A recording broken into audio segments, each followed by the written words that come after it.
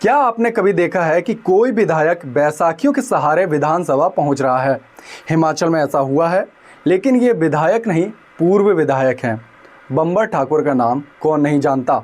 बिलासपुर से विधायक और अपनी बात को बिना किसी झिझक के रखने वाले बंबर ठाकुर पर हिमाचल में हमला हुआ।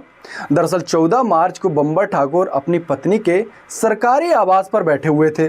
होली का दिन था, लोगों का आना जाना लगा हुआ था।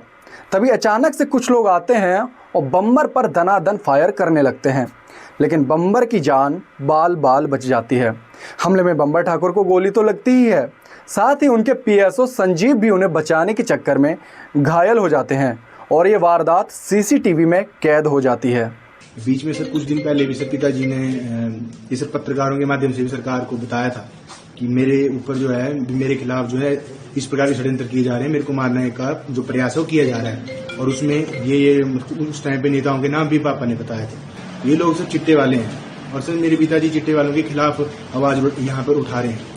और सर हमारा आपसे माध्यम से सर सरकार से यही गुजारिश रहेगी सर कि सरकार सर त्रिलोक जम्वाल जी की कॉल डिटेल्स भी चेक करवाएं सर, उनकी कॉल हिस्ट्री भी चेक होनी चाहिए और इन लोगों की होनी चाहिए सर, ताकि दूध का दूध और सर पानी जो भी है सर वो पता लगे। अब आनंद फानन में बंबर ठाकुर और पीएसओ को अस्पताल ले जाया जाता है, जहां से बंबर ठाकुर को तो आईजीएमसी और पीएसओ संजीव को बिलासपुर एम्स में रेफर कर दिया जाता है। नेताओं के आने जाने का सिलसिला शुरू होता है। बंबर ठाकुर का कहना था कि ये सब बीजेपी विधायक त्रिलोक जम्वाल का करा धरा है। इस बयान के बाद बीजेपी और कांग्रेस में रार छिड़ जाती है। जयराम ठाकुर कहते हैं, पूर्व विधायक का ये बयान निंदनीय है। बिना जांच के ऐसे कैसे आरोप लगा सकते हैं? जिस प्रकार से पूर्व विधायक लगातार स्टेटमेंट जहां भी दे रहे हैं, इस प्रकार से जो बयान दे रहे हैं, जो मीडिया के मित्रों के साथ, अभी इन्वेस्टिगेशन की प्रोसेस चली हुई है। हम इस बात को कह रहे हैं कि जो दोषी है उनके खिलाफ कार्रवाई होनी चाहिए, सख्त कार्रवाई होनी चाहिए। कौन मना कर रहा है? लेकिन वो अपने आप तय कर रहे हैं कि आरोपी वो है, कुछ लोगों के नाम ले रहे हैं, इसके पीछे वो है। मैं समझता हूं ये दुर्भाग्यपूर्ण है। और जिन भी लोगों ने ये वारदात की है, मैंने निर्देश दिए हैं कि सारे जो रोड्स हैं, 4 लेन्स हैं, उसमें मत करके देखा जाए कि गोली चलाने वाले कौन लोग थे। अब इधर जब ये मामला विधानसभा में उठना शुरू होता है तो सरकार एसआईटी गठित करती है और ताबड़तोड़ छापे शुरू हो जाते हैं। इस मामले में पुलिस अब तक 7 लोगों को गिरफ्तार कर चुकी है, जिसमें सौरभ पाटियाल, कुलदीप, अजय, रितेश, मंजीत नड्डा, रोहित राणा और सागर शामिल है। पुलिस का कहना है कि अभी 2 शूटर पहुंच से बाहर हैं, जिन्हें जल्दी गिरफ्तार कर लिया जाएगा। मैं अभी आपको इतना ही बता पाऊंगी कि इसमें तफ्तीश जारी है और ये मुकम्मल जैसे ही होगी आपको इसकी इत्तला दे दी जाएगी। धन्यवाद।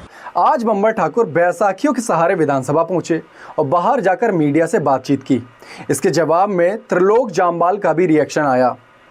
उन्होंने कहा, मैंने ये कहा था कि बिलासपुर में जितने भी घटनाक्रम हुए, चाहे पहला हुआ रेलवे में बजरी की नापतोल का, चाहे गोलीकांड का हुआ उसके बाद का, या अब जो तीसरा हुआ, मैं ये कह रहा हूं कि सबकी सीबीआई से जांच होनी चाहिए, तुरंत जांच होनी चाहिए, हाई कोर्ट के सिटिंग जज से जांच होनी चाहिए, ताकि दूध का दूध पानी का पानी हो जाए। खैर, कौन सही है कौन गलत, ये तो जांच के बाद ही पता चलेगा। केस में अब तक 7 गिरफ्तारियां हो चुकी हैं। मामले की जांच आगे बढ़ेगी तो सच का पता चलेगा। लेकिन बंबर ठाकुर पर यह कोई पहला हमला नहीं है।